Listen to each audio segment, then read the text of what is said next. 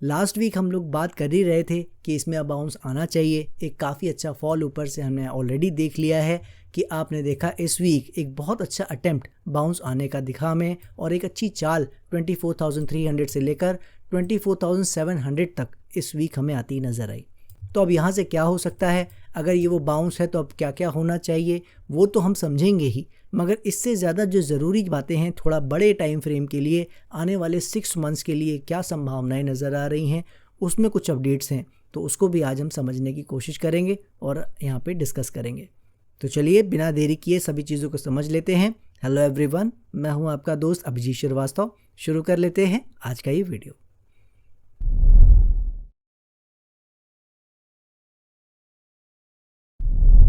सो चलिए सबसे पहले सेक्टर्स को समझ लेते हैं, वहाँ क्या चल रहा है। फार्मा की बात करें तो फार्मा आपने देखा बहुत ही शानदार फॉल हमें जो दिख रहा था, उसमें एक अच्छा बाउंस इस वीक हमें आता नज़र आया है, जिसकी हम बात कर ही गए थे लास्ट वीक कि बाउंस थोड़ा बहुत आ सकता है, और वही हमें इस वीक आता नज़र आया है। अभी इससे कोई फ़र्क नहीं पड़ता है, ये तेज़ी में कल को तब्दील हो जाए, नए हाइज लगा ले तो फिर उसको हम लोग देखेंगे। जब तक ऊपर के एरियाज़ 20,100-200 का जोन नहीं ब्रेक करता है तब तक फार्मा अब परेशानी में रह सकता है, इसी की उम्मीद नज़र आ रही है। मेटल की बात करें तो मेटल में भी ऐसा कुछ खास नहीं हुआ है जिसकी हम उम्मीद करें। कुछ नीचे की उम्मीद कर ज़रूर रहे हैं, मगर ना ये नीचे जा रहा है ना ऊपर जा रहा है। हमारा एरिया जो 10,000 के आसपास का है उसको भी ब्रेक ऊपर नहीं किया है और नीचे भी नहीं गया है, तो ये अभी अनडिसाइसिव जोन में काम कर रहा है, मतलब जहाँ पे एक समय बिता रहा है, कुछ तय नहीं कर रहा है। उम्मीद यही है कि तय इसने ऑलरेडी नीचे का कर लिया है और इसे जाना चाहिए, मगर अभी कब तक ये जाएगा वो आने वाला समय बताएगा। एनर्जी में ऑलरेडी हमने बात आपसे की थी कि अब इसको इस रेजिस्टेंस एरिया 28,200-300 ये जो जोन है इसके ऊपर नहीं जाना चाहिए। इसमें आपने देखा बाउंस भी बहुत ज़्यादा नहीं आया है, तो कहने का मतलब यही है कि ये जो भी कुछ हो रहा है बहुत ही बढ़िया तरीके से काम हो रहा है, कहीं कोई दिक्कत नहीं है, इसी हिसाब से हम उम्मीद कर रहे हैं। सेम गोज़ फॉर आईटी में तो आप देख पा रहे हो वो बाउंस भी नहीं आया है जो हर जगह बाउंस हमें देखने को मिला है। इसमें वैसे भी आपको पता है वो पहले से ही फॉल शुरू हो गया है, जिसकी हमने बात की थी कि इसको तो थोड़ा जगह भी था, ऊपर जा भी सकता था, लेकिन मैं आपको अभी भी बता दूं, लास्ट वीक भी बता गया था, ये कहीं से भी इन्हीं एरियाज से या थोड़ा नीचे से कहीं से भी ये बाउंस दोबारा ऊपर की ओर ले सकता है। इस चीज़ को हमें याद रखना है, ठीक है। इसमें वो पूरा आप कह सकते हो उसके पास वो पूरा रूम है और ये पूरा समय है इसके पास वो करने का। ऑटो में आप देख रहे हो कि जो हम बात कर रहे थे कि इसको कुछ प्रॉब्लम में है ये आने वाले समय में, मगर आप देख रहे हो अभी प्राइस में ऐसा कुछ भी नहीं हुआ है। वो अपने एक रेंज में टिका के पिछले कुछ हफ्तों से, मुझे कहना चाहिए 1-2 मंथ से खड़ा है एक ही जगह पे, ना ऊपर जा रहा है ना नीचे। तो जब तक ये ऐसे रेंजेस ब्रेक नहीं करते हैं तब तक ये ऊपर जाएगा या नीचे कुछ भी कहने का फ़ायदा नहीं है। सिर्फ एक लाइन जो मैंने लास्ट वीक आपको बताई थी फिर रिपीट कर दे रहा हूँ, उम्मीद यही है कि एक हाई लगाने के बाद ये नीचे टूट सकता है, और ना भी ऐसा करता है तो कहिए यहाँ से भी डायरेक्ट टूट सकता है, ठीक है। तो हाई लग के अगर टूट जाएगा तो उसमें कोई ऐसा बड़ी बात नहीं है, ये दिमाग में रखना है। बात कर ले अगर एफएमसीजी की, तो एफएमसीजी आप देख पा रहे हो यहाँ पे एक वही रेंज, बड़ी जो वाइड सी रेंज है जिसमें कई महीनों से काम कर रहा है, मुझे कहना चाहिए 3-4 मंथ से भी ज़्यादा हो गया है, तो उसमें कुछ खास कहने को नहीं है, तो इस पर टाइम वेस्ट नहीं करेंगे, सीधे चलेंगे अपना पीएसयू बैंक पे और समझेंगे वहाँ क्या चल रहा है। पीएसयू बैंक जो है हमारे रेजिस्टेंस को तो अच्छे से होल्ड कर रहा है, ऊपर नहीं जा पा रहा है बट नीचे भी नहीं गिर रहा है। जिस तरह से ऑटो नहीं गिरा है उसी तरह से पीएसयू बैंक भी नहीं गिरा है, और उसी तरीके से आप कह सकते हो आपका एफएमसीजी भी बहुत बड़ा फॉल नहीं दे रहा है, हालांकि वो पहले ही गिर चुका है, राइट। तो ऐसे कुछ सेक्टर्स हैं जो अभी भी गिर नहीं रहे हैं, लेकिन ऐसे भी कुछ सेक्टर हैं जो ऑलरेडी काफ़ी गिर गए हैं, राइट। तो ये रियल्टी उनमें से एक है। रियल्टी ऑलरेडी आप देख रहे हो हमारे सपोर्ट एरिया के आसपास आके काम कर रहा है, काफ़ी नीचे गिर चुका है, तो यहाँ से अगर बाउंस आना चाहे बिल्कुल आ सकता है, जो सब जगह आएगा तो इसमें भी आ सकता है। अभी तक हालांकि आप देखो जो बाउंस बाकी जगह दिख रहा है वो यहाँ रियलिटी में भी नहीं दिख रहा है, ठीक है। तो कुछ एक एरिया है जहाँ पे बाउंस नहीं आया है मगर आ सकता है, ये सब जगह पॉसिबल है, मगर हाइज को काट दें ये अभी कोई भी सेक्टर दिखा नहीं रहा है कि कोई बहुत बड़ी तेज़ी की हमें उम्मीद है। तो सेक्टर से अभी बहुत मदद हमें नहीं मिल रही है, सब जगह ऑलरेडी फॉल आ चुका है, तो बाउंस की एक्सपेक्टेशन हम लेके चलेंगे। अब बात कर लेते हैं आपका सीधे ग्लोबल मार्केट पे चल के डाउ जोन्स को देख लेते हैं। डाउ जोन्स जैसा मैंने बात किया था कि ऊपर जाए नीचे जाए कोई फ़र्क नहीं पड़ता जब तक ये 42,000 का एरिया हमारा नीचे की ओर ब्रेक ना कर दे। हमने देखा कि उसको ब्रेक भी नहीं किया है, हालांकि ऊपर भी नहीं जा सका है, मगर बिल्कुल हाइस के आसपास ज़रूर काम कर रहा है। पूरी उम्मीद लोगों को बनी है कि अभी ऊपर चला जाएगा, तो ऊपर चला जाएगा तो कोई ख़ास बात नहीं है, याद रखिएगा। पॉइंट हमारा क्या था वो आई होप आपको याद होगा, 46,500, 47,000, इससे ऊपर हम लोग डाउ जोन्स को नहीं देख रहे हैं। यानी एक चाल ऊपर बिल्कुल आ सकती है, लेकिन उसके ऊपर बहुत ज़्यादा चला जाए और बहुत ज़्यादा बड़ी चाल मिल जाए उसकी उम्मीद हम लोग नहीं कर रहे हैं। ठीक है, तो क्या चूज़ करेगा डाउ जोन्स वो हम लोग देख लेंगे आने वाले समय में कैसे करेगा। नैस्डैक अगर दिखाते चले आपको, तो नैस्डैक ने ऑलरेडी वो हाई काटे हैं और हमने उसकी बात भी की है कि नैस्डैक एक बढ़िया तरीके से ऊपर चल रहा है।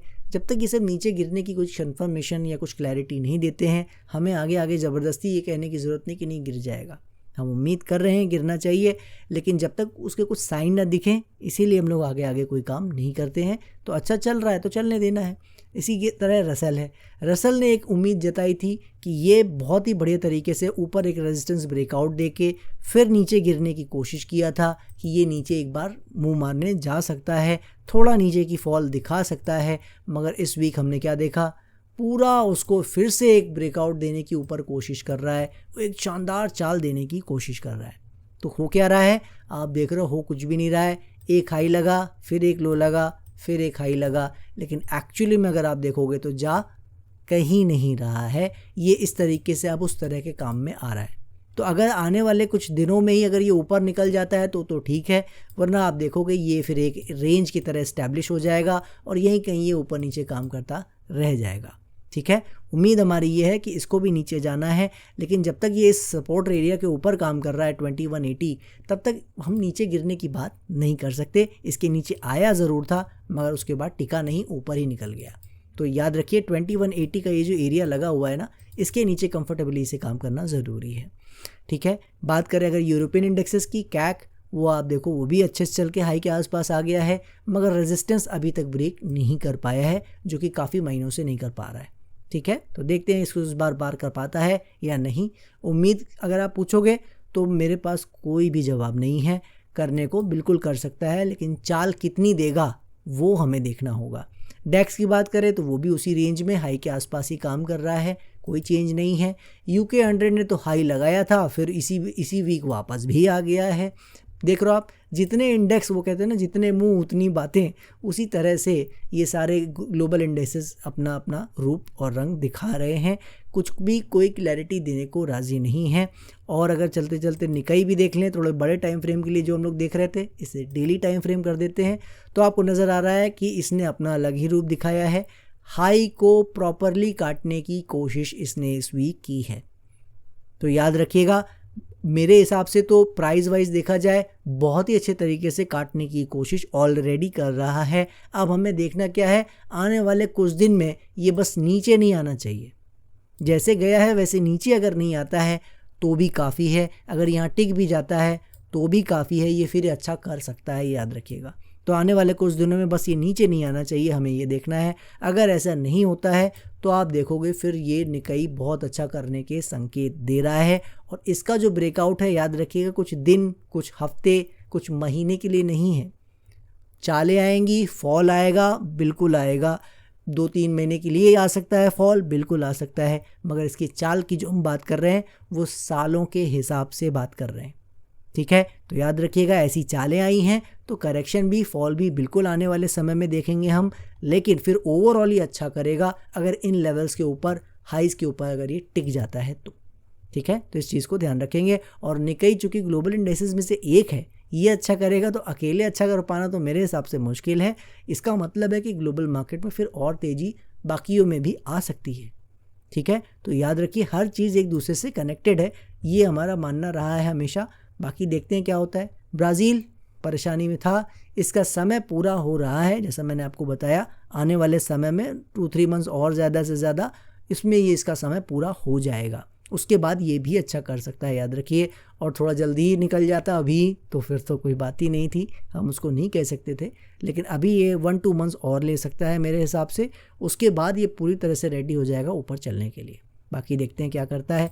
डॉलर इंडेक्स की बात करें तो डॉलर इंडेक्स में जो बाउंस आ रहा था वो पूरा ख़राब होता नज़र आया, नीचे आने की कोशिश कर रहा है, मगर याद रखिएगा जैसे हमने बात की है, कोई फ़र्क नहीं पड़ता है ये क्या कर रहा है ऊपर नीचे, जब तक कोई बड़ा डिसीजन ये ना ले। तो इसीलिए इसको इसके हाल पे छोड़ देते हैं। याद रखिएगा 96 का सपोर्ट बहुत अच्छा बन चुका है, यानी ये अब जब तक ब्रेक नहीं करता है प्रॉपर बाउंस बिल्कुल इसमें आ सकता है। उसके लिए हमें अपने आप को तैयार रखना चाहिए। बॉन्ड यील्ड की बात करें, कोई टाइम वेस्ट नहीं करेंगे, रेंजेस में काम कर रहा है, हाई ब्रेक नहीं कर रहा है, कोई फ़ायदा नहीं बात करने का। ये भी आके ऊपर टिक गए हैं हमारे USD INR साहब। इंडियन रुपीस वो भी कहीं नहीं जा रहे, ना ऊपर जा रहे ना नीचे जा रहे हैं, तो कुछ कहने का फ़ायदा नहीं है। हमारी उम्मीद क्या है आपको पता है, आना इसे फिर नीचे ही चाहिए और ज़्यादा ऊपर नहीं जाना चाहिए। हाई लगाने की बात अलग है, बस नीचे ज़्यादा ऊपर रुकना नहीं चाहिए, राइट। बाकी क्या करता है देखते हैं। बात करें क्रूड ऑयल की, क्रूड ऑयल भी वही काम कर रहा है, तो इसमें भी कोई ख़ास बात नहीं है। उम्मीद है हमारी आपको पता है 63, 62 इन एरियाज़ के नीचे चलेगा तो फिर एक बार नीचे के रास्ते दोबारा से खुल जाएंगे, वरना ये अभी इसी में रेंज बाउंड काम करता रह सकता है, कोई ख़ास बात नहीं है। गोल्ड भी देख लेते हैं फटाफट एक बार। तो गोल्ड में भी आप देख रहे हो कोई बदलाव नहीं है, सेम रेंज कंटिन्यूस। और कब से, महीनों से हम इसकी बात कर रहे हैं, जब ये रेंज शुरू भी नहीं हुई थी, राइट। तो रेंज बन रही थी, बन रही है, देखते हैं आगे क्या करता है। कुल मिला के पॉइंट यही है कि ग्लोबल मार्केट हर एक इंडेक्स अपना अलग ही रूप दिखा रहा है। कोई कह रहा है ऊपर जाके निकल सकता है, कोई कह रहा है ऊपर से नीचे आ गया है UK 100 टाइप के। तो कहीं ना कहीं एक डिसीजन वाला एरिया पहुंच तो रहा ही है। इसकी बात तो हम आपको 2-3 वीक से बताते आ रहे हैं कि डाउ जोन्स में 3-4% की जगह है और कुछ एक और इंडेक्सेस में भी 3-4% की जगह है, और उससे ज़्यादा की चाल की उम्मीद हम नहीं कर रहे हैं, ठीक है। निकाई अपना ट्विस्ट एक अलग कर रहा है, जापान एक बड़ा ब्रेकआउट दे रहा है। तो क्या मतलब है इसका, अगर जापान एक बड़ी चाल लेगा तो क्या डाउ जोन्स और बाकी मार्केट क्या नहीं लेंगे? ये एक बहुत ही इंटरेस्टिंग सवाल ग्लोबल मार्केट खड़ा कर रही है। तो देखते हैं क्या होता है, क्या ये जापान कंटिन्यू अपनी मूव कर पाएगा भी या नहीं, वो भी एक सवाल है, क्योंकि निकला है अभी, लेकिन इसका जो मेन आप कह सकते हो चैलेंज है वो उसको ऊपर बना के रखना है। तो कितना ये ऊपर बना पाएगा या नहीं वो आने वाला वक्त बताएगा। फिलहाल ग्लोबल मार्केट अच्छे से काम कर रहे हैं, कोई उनका क्यू हमें ऐसा नहीं मिल रहा है जिसके बेस पे हम कह सकें कि गिरने वाले हैं, ठीक है। तो जब तक ऐसा कोई हमें क्यू नहीं मिलता है, ऐसी कुछ क्लैरिटी नहीं आती है, तब तक हम ये नहीं कहेंगे ग्लोबल मार्केट में कोई खराबी बहुत आ रही है। पीछे लग रहा था कि एक बार वो खराबी आ सकती है, उसकी संभावना बन रही थी, मगर फिर उसको वो डिनाई करते सारे नज़र आ रहे हैं। अब चल के सीधे बात कर लेते हैं बैंक निफ्टी पे और देख लेते हैं वहाँ क्या चल रहा है। 3 आवर्स चार्ट बैंक निफ्टी में आप देखो कि बहुत ज़्यादा जो बाउंस है वो भी आप देख रहे हो नहीं आया है, ये एक रेंज में काम कर रहा है। बैंक निफ्टी को लेकर भी एक कुछ अपडेट है, उसको सीधे कंक्लूजन में ही बात करेंगे। और जो चार्ट को लेकर अगर हम बात करें तो इसमें जो है याद रखिएगा पॉइंट कि एक बार और हाई के आसपास जाना चाहे तो बैंक निफ्टी में वो जगह है, ठीक है। ये दिमाग में रखना है कि बिल्कुल हाई के आसपास, थोड़ा हाई से ऊपर भी एक बार अगर हाई मारना चाहे उतनी जगह इसमें है। मतलब क्या कहते हैं इसको, एक रेंज बनाने वाला काम करने वाला इसमें जो एक पॉइंट है वो इसके लिए ऑप्शन खुला हुआ है, ठीक है। क्योंकि अभी इसमें वो ताकत नहीं दिखी ना नीचे गिरने की, अभी ये हमारे लेवल के आसपास भी नहीं पहुंचा, जबकि निफ्टी ने हमारे लेवल ऑलरेडी काट दिए हैं, है ना। तो बहुत सारी चीज़ें हैं जो इसमें बैंक निफ्टी में दिखनी बाकी है हमें।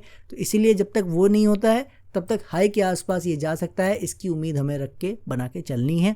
अभी तक ये दिख रहा है, मगर याद रखिए आने वाले वक्त में इसमें बहुत ही हमें उम्मीदें हैं, कुछ ना कुछ ये क्लैरिटी देगा, ठीक है। निफ्टी की बात करें तो सीधे समझ लेते हैं यहाँ पे क्या हो रहा है। निफ्टी में जैसा हम बात कर गए थे आपसे, अगर पहले शॉर्ट टर्म को समझ लेते हैं फिर बड़ी पिक्चर की बातें करेंगे। शॉर्ट टर्म में जैसे हम बात कर गए थे आपसे कि ये इसी एरिया से 300, 200 कोई भी लो लगा के एक बाउंस बिल्कुल लेना चाहिए, और हमारी इच्छा है कि ये 25,000 के ऊपर एक बार निकल के जाए, जिससे लोगों को साइकोलॉजिकली ऐसी एक संबल मिले, एक ऐसा बल मिले कि मार्केट ऊपर जा रही है, yes now correction is over, और अब हमें इसमें बाइंग खूब दबा के करनी चाहिए। ऐसा एक माहौल मार्केट को बनाना चाहिए, पॉजिटिव न्यूज़ की भरमार रहनी चाहिए, एटलीस्ट नेगेटिव न्यूज़ नहीं होनी चाहिए, और इसको ऊपर अच्छा करना चाहिए, ठीक है। हमने ये ऐसी बात की थी, आपको बताया था, और आपने देखा इस वीक एक अच्छा बाउंस आया भी। अब मार्केट मेरे साथ मजाक कैसे करती है आप देखिए। मैंने आपको लास्ट वीक क्या बताया था कि बाउंस शुरू हो गया है, उसके लिए एक एरिया मैंने आपको दिया था, वो याद है 24,700, राइट। ये 700 के आसपास हमने आपसे कहा था कि उसके ऊपर निकलते ही 1-2 आवर भी टिक गया उसके ऊपर, तो आप समझ जाना कि ये वही बाउंस है जिसकी हम उम्मीद कर रहे हैं कि एक बाउंस 25,000 या उसके ऊपर जाना चाहिए, और मेरी इच्छा है कि उसके ऊपर ज़रूर जाना चाहिए, राइट। जाता है यानी वो देखेंगे। अब आप देखो इसने क्या किया है, इस वीक का हाई है 24,702। मतलब ऐसे मेरे साथ खेलती है मार्केट, मजाक करती है मेरे साथ, आप यही कह सकते हो, और मेरे पास कोई जवाब नहीं है इसका। क्या मतलब है, अगर आप जा रहे थे या तो ऊपर चले जाते या तो नीचे चले जाते, मगर इन्होंने क्या किया, बाउंस भी लिया, मगर बाउंस की कंफर्मेशन इस वीक देके ये नहीं गए। तो अब क्या होगा, अब होना ये है, क्योंकि ये वीक थोड़ा छोटा था, 15 अगस्त था, इंडिपेंडेंस डे था हमारा। आई होप आप लोग ने एंजॉय किया होगा उस डे को, और हमारे जो देश के शहीद हैं और देश के हमारे सोल्जर्स हैं उनको ज़रूर आपने नमन किया होगा। तो पॉइंट यही है, वापस आ जाते हैं अपने पॉइंट पे, कि एक बाउंस की जो हम बात कर रहे थे वो यहाँ पे आ रहा है, लेकिन जो कन्फर्मेशन है वो इसने नहीं दी है। तो अब इसकी वजह से क्या मसला फंस गया है कि अब हम आज ये नहीं कह सकते कि ये वही बाउंस है या नहीं। मगर जो मैंने आपको लास्ट वीक बताया था उस पॉइंट को याद रखिएगा। अगर बाउंस आना है तो ये 200-300 का जोन काफ़ी परफेक्ट एरिया आप कह सकते हो, बढ़िया एरिया है जहाँ से ये बाउंस ले सकता है, ठीक है। तो अगर ये आप देखते हो कि इसके आसपास थोड़ा आके फिर ऊपर जा रहा है तो भी ये ऊपर जा सकता है, याद रखिएगा। जिसको लोग डबल बॉटम कहते हैं, उस टाइप का कुछ बना जाए तो उससे कोई फ़र्क नहीं पड़ता, है ना।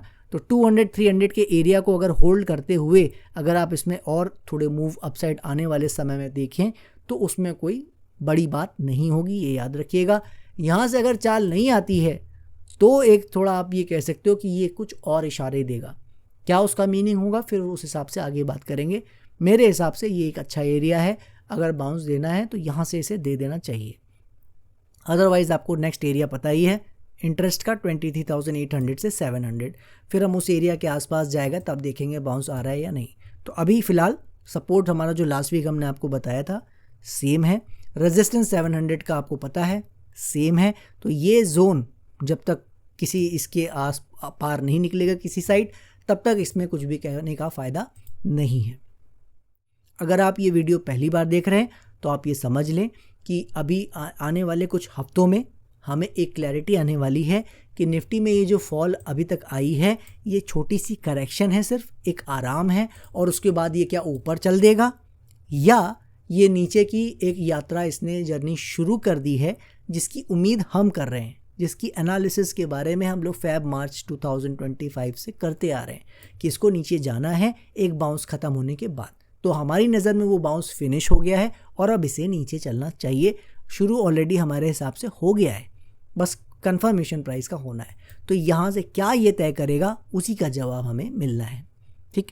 अब आ जाते हैं अपने बड़े व्यू में बाकी चीज़ों को लेकर, जिसके बारे में आज का अपडेट है मेन, जिसके ऊपर ये वीडियो ऑलरेडी डेडिकेटेड है। हम इसकी बात कर रहे थे मेनली बैंक निफ्टी की। बैंक निफ्टी में अभी तक आपने देखा है कुछ भी इसने किया नहीं, ना ऊपर गया है ना नीचे गया है। ये एरिया आप देख ही रहे हो, ये एरिया है आपका, आपको समय नज़र आ रहा होगा, मई से लेकर अभी तक ये यही है, ठीक है। इस दौरान काफ़ी चीज़ें मार्केट में हुई हैं, स्टॉक्स में हुई हैं, मगर मई से लेकर अब हम अगस्त में जी रहे हैं। बैंक निफ्टी पर्टिकुलर इंडेक्स ने तो कुछ भी नहीं किया है, ठीक है। आप देखोगे इस हाई के थोड़ा ऊपर गया है, इसके थोड़ा नीचे काम किया है, मगर मेन जोन काम करने का आप देखो यही रहा है, इसी के ऊपर नीचे थोड़ा बहुत काम करता रहा है। तो अब हमारा जो इसको लेकर बड़ा व्यू है उसमें ये अपडेट है कि अभी तक इसने जितना भी ये नाटक किया है, जितनी भी कहानी किया है, जो हमें इसमें क्लैरिटी नहीं मिल पा रही थी, उसका अब मेरे हिसाब से समय अब नज़दीक आ रहा है। और मेनली इसलिए नहीं आ रहा है कि ये कोई चाल देगा, मेनली इसका जो मेन समय आ रहा है सितंबर से लेकर अक्टूबर एक परफेक्ट समय है इसका, कि अगर थोड़ा बहुत और खेलना चाहे तो ये बिल्कुल खेल सकता है। मगर सितंबर अक्टूबर में ये हमें एक ये जवाब देने वाला है कि ये अंडर परफॉर्म निफ्टी को करेगा या नहीं। क्योंकि एक बात मैं आज आपको अभी बता दे रहा हूँ इस बड़े व्यू से रिलेटेड, निफ्टी अगर बहुत अच्छा गिरना चाह रहा है, जिसकी उम्मीद हम करते आ रहे हैं, आपको पता है 19,000 भी जा सकता है, 18,000 भी जा सकता है, ऐसी बातें भी हमने की हैं, राइट। उस तरह की फॉल आपको मार्केट में तभी मिलेगी जब बैंक निफ्टी भी गिरेगा। स्टॉक्स परेशानी में रह सकते हैं, लेकिन इंडेक्स निफ्टी पर्टिकुलर परेशानी में रहे या नहीं, उसके लिए काफ़ी हद तक जिम्मेदार बैंक निफ्टी है। ठीक है, तो ये बहुत सारे उसमें जो वेरिएशन है वो हमें कंफ्यूज ना हो, उसके लिए ज़रूरी ये है कि मार्केट में ये थोड़ा सा गिरे और अंडर परफॉर्म करे, और उसके लिए ज़रूरी ये है कि ये कोई दिशा पहले तय करे। अभी तक तो कोई कुछ तय ही नहीं कर रहा ना, में से 4 मंथ्स बीत गए, कहीं नहीं गए साहब। तो हमारा ऐसा मानना है कि आने वाले 1 से 2 मंथ्स के अंदर अंदर इसका भी समय बहुत इम्पॉर्टेंट आ गया है।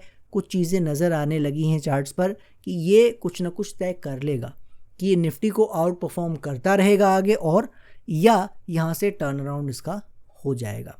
तो अगर हम गलत होने वाले हैं तो देखिए वो मुझे नहीं पता है, लेकिन एनालिसिस हमारी यही कह रही है कि सितंबर अक्टूबर का टाइम काफ़ी क्रूशियल है, और ये ऑटोमेटिक, इसको कॉमन सेंस बोलते हैं, निकल के आ रहा है कि सितंबर अक्टूबर का मंथ स्पेशली बैंक निफ्टी के लिए भारी हो सकता है। चाल ये लेगा या नहीं लेगा उसकी नहीं, क्योंकि चाल को तो कहते ना कि जैसे निफ्टी गिरी थोड़ा बहुत ये भी गिर गए, तो वो चीज़ हमें नहीं जानना है। वो तो होगा तो इसमें भी होगा, थोड़ा बहुत ये भी गिरेंगे, ऐसे थोड़ा नहीं बढ़ते चले जाएंगे। हमें जो अंडर परफॉर्मेंस जानना है उसमें ये एक्चुअली में जानना है कि निफ्टी के अगेंस्ट जो ज़्यादा गिरने वाली कहानी है वो इसमें होने वाली है या नहीं, क्योंकि उसी की ज़रूरत है हमें थोड़ा बड़े फॉल के लिए। तो अगर ऐसा नहीं होगा तो फिर बहुत बड़ा फॉल निफ्टी में फिर नहीं आएगा, और फिर वो क्या करेगा वो फिर उसके हिसाब से आगे देखेंगे। पहले ये चूज़ क्या करते हैं यहाँ पे, उसको हमें इसे समझना है। अब एक चीज़ और देख लेते हैं, वो है हमारे प्यारे स्मॉल कैप। इनकी बात हम क्यों कर रहे हैं दोबारा से? इनकी दोबारा से बात ये कर रहे हैं इसीलिए, जैसा कि आपको बैंक निफ्टी में बता दिया वैसे ही आपको स्मॉल कैप में भी बड़े व्यू में बता दूं। अक्टूबर और सितंबर ये 2 मंथ्स स्मॉल कैप के लिए भी इम्पॉर्टेंट है, और इसलिए नहीं फिर वही बात कि बैंक निफ्टी तरह की वो गिरेंगे कि बढ़ेंगे, वो इसलिए कि ये निफ्टी के अगेंस्ट आउट परफॉर्मेंस इनकी कैसी रहेगी। मतलब कि ये मार्केट अगर गिरी और उसके साथ ये थोड़ा बहुत गिरने वाले हैं, क्या वैसी कुछ कंडीशन रहने वाली है, या निफ्टी रेंज में रह जाए मगर स्टॉक्स निकलने वाले हैं ऊपर, स्टॉक्स में बहुत बढ़िया चाल ऊपर आ सकती है, क्या ऐसी कोई कंडीशन बन सकती है? इस तरह का जवाब हमें स्मॉल कैप देगा। तो ये चीज़ें जो बन रही है ना, ये अभी तक तो नहीं दिख रहा था मुझे ऑनेस्टली, लेकिन जैसे जैसे ये चीज़ें समय बढ़ रहा है आगे आगे, वैसे वैसे दिख रहा है कि ये सितंबर अक्टूबर थोड़ा बहुत आगे पीछे मान लीजिए, ये जो समय का जोन है ना ये काफ़ी ज़्यादा डिसाइसिव है। तो इसमें कुछ चीज़ें हमें एक्शन से तय होने वाली हैं, कुछ चीज़ें बिहेवियर से तय होने वाली हैं कि आखिर आने वाले जो 6-8 मंथ्स हैं, जो अगर मैं आज आपको कोई टाइम देने की कोशिश करूं तो 2026 मार्च अप्रैल तक कैसा माहौल रहेगा इस मार्केट का, हमें उसका जवाब मिलने वाला है ये आने वाले हफ्तों में। ठीक है, तो इसीलिए ये जो डल टाइम चल रहा है इसकी अपनी इम्पोर्टेंस है, याद रखिएगा। कहते हैं ना अच्छे समय का भी अपना इम्पोर्टेंस होता है और ख़राब समय का भी। जो अच्छे लोग आपको फेमस मिलते हैं या बहुत एक अच्छी ऊंचाइयों पे मिलते हैं, और जिनके पास कुछ नहीं था वो इसीलिए पहुंच पाते हैं क्योंकि वो मोटिवेटेड होते हैं अपने ख़राब समय के कारण। ये बहुत बार आपने मूवीज़ में उसके डायलॉग अलग अलग तरह से अलग अलग वेरिएशन में सुने होंगे। ठीक है, सोना पीट के ही बनता है और लोहे को पिघला के ही उसका आकार बदलते हैं, बड़े बड़े डायलॉग मूवीज़ में हमने सुनते हैं, राइट। तो इसीलिए समझ लीजिए ये जो डल टाइम चल रहा है इससे ही आने वाले समय में मार्केट का आकार तय होने वाला है, उसका शेप तय होने वाला है कि उसका भविष्य कैसा होगा। तो इसीलिए ये जो भी इंडेक्सेस हैं इम्पॉर्टेंट तो हैं ही, अब इनका इम्पॉर्टेंट समय भी ये चल रहा है डिसीजन लेने का। तो कुल मिला के निफ्टी क्या चूज़ करेगा उसका ऑब्जर्वेशन पीरियड तो चल ही रहा था, और इस वीक आते आते मुझे कुछ एहसास हुआ है देखकर सब चीज़ों को कि बैंक निफ्टी और स्मॉल कैप में भी कुछ आने वाले महीनों में, यानी कि सितंबर और अक्टूबर स्पेसिफिकली, ये 2 महीने दिख रहे हैं ऐसे जिनमें एक क्लैरिटी आ सकती है कि इनकी आउट परफॉर्मेंस रहेगी या अंडर परफॉर्मेंस। तो इसीलिए अब ये ख़राब समय ख़त्म होने वाला है, या तो हम पूरी तरह गलत होने वाले हैं, और ये जल्दी ये सब रैप अप करके इसी दिसंबर से पहले 2025 फिनिश होने से पहले आप देखोगे एक अच्छी जर्नी ऊपर की हमें फिर देखने को मिलेगी, हम मगर गलत हो जाएंगे।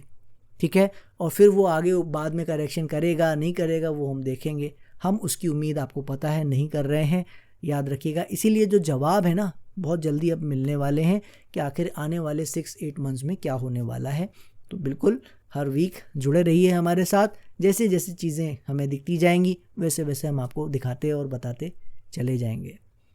हमारे वीडियोस, हमारी एनालिसिस अगर आपको पसंद आ रही है प्लीज़ इसे लाइक कीजिए, दूसरों से शेयर करना मत भूलिएगा। जितना ज़्यादा आप लोगों से शेयर करेंगे, जितने हमारे व्यूअर्स और सब्सक्राइबर बढ़ेंगे, उतना ही ज़्यादा हमें वो मोटिवेशन मिलेगा कि हम इसको और ज़्यादा से ज़्यादा बेहतर तरीके से आपके सामने पेश करें और ज़्यादा से ज़्यादा concrete information about market, about stocks, about indexes हम यहाँ डिस्कस करें।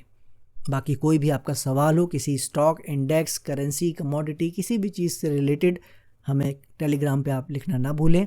वहाँ पे आप जो भी सवाल है आपके आप बिल्कुल पूछ सकते हैं। हमारा फ्री ग्रुप और चैनल का डिस्क्रिप्शन बॉक्स में लिंक दिया हुआ है, उसको आप कभी भी ज्वाइन कर सकते हैं। और इतना समय आपने जो दिया है इस वीडियो को देखने के लिए, उसके लिए बहुत बहुत आपका शुक्रिया, बहुत बहुत धन्यवाद। मिलते हैं नेक्स्ट वीक, तब तक के लिए जय हिंद, जय भारत।